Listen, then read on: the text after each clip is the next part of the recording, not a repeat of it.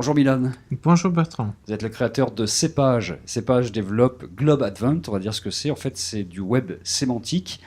Et vous êtes en train d'essayer de changer le visage du e-tourisme avec cette technologie. Tout à fait, parce qu'on s'est rendu compte que les utilisateurs, en fait, aujourd'hui, 70% des utilisateurs qui achètent des voyages loisirs, ils ne savent pas définitivement où aller.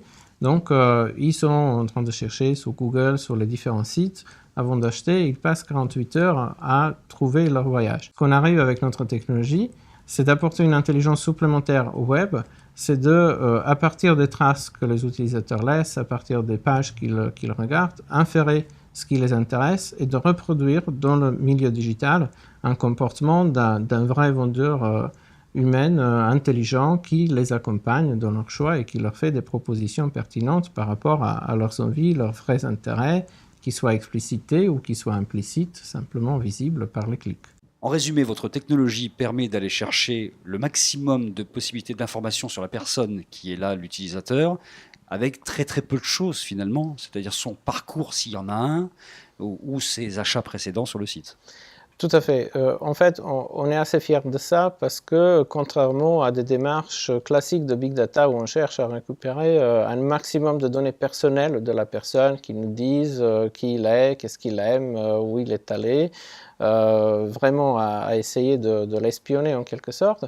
Nous, on ne fait pas du tout ça. On peut se contenter d'avoir observé que quelques clics que la personne fait et on apporte une intelligence artificielle de l'ordinateur, du web et une vraie connaissance technique des destinations, des villes, des choix de voyage qui nous permet de, à partir de assez peu de données, faire des bels résultats en termes de pertinence des recommandations. On exploite des data publiques à la fois issues de sources comme Wikipédia, crowdsourcées, mais des réseaux sociaux aussi où on peut observer en fait des tendances d'intérêt qu'expriment les internautes par rapport à une destination, une autre, une activité saisonnière et choses comme ça. Prenons le cas critique, j'arrive sur un site de e-tourisme, vous ne savez rien de moi, je tape Djerba parce que je me dis que j'irai bien en vacances là-bas. À partir de quoi vous allez pouvoir travailler pour me proposer quelque chose qui corresponde à ma véritable envie? Alors, ça c'est déjà, donc si vous tapez Djerba, vous allez voir certaines offres sur ce site. Donc ça c'est déjà une information, ça veut dire, et une information très riche, parce que vous êtes dans un cas d'une certaine saison, d'une certaine durée de voyage, donc d'un certain prix aussi sur ce site. Donc ça c'est, on va pouvoir vous contextualiser en quelque sorte, identifier le contexte déjà. Ça, c'est ce que ferait un vendeur dans une agence physique. Il regardera un peu quel est le budget que vous cherchez déjà, quel est l'endroit. Donc après, nous, on va savoir, notre système, il sait qu'est-ce que c'est Djerba. Il sait que ça, c'est une île, il sait que c'est dans la Méditerranée, il sait quelles sont les activités qu'on y fait dans la saison qui vous intéresse. Et à partir de là, il va pouvoir vous proposer des choses qui répondent à ces critères-là, mais qui sont ailleurs et qui sont suffisamment diverses pour que vous ayez un véritable choix et se dire ça me plaît pas, je vais cliquer plutôt là ou plutôt sur l'autre.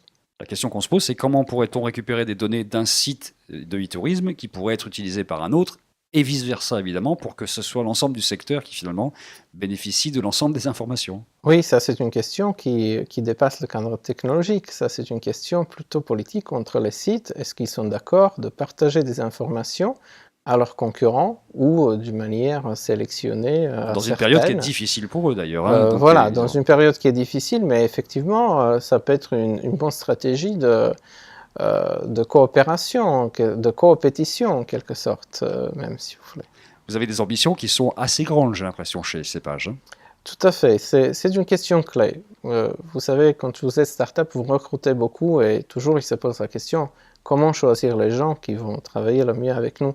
Et nous, la première question qu'on pose, c'est l'ambition. Sans ambition, on ne peut pas aller très loin. Et on y est très attaché à cette notion, donc oui.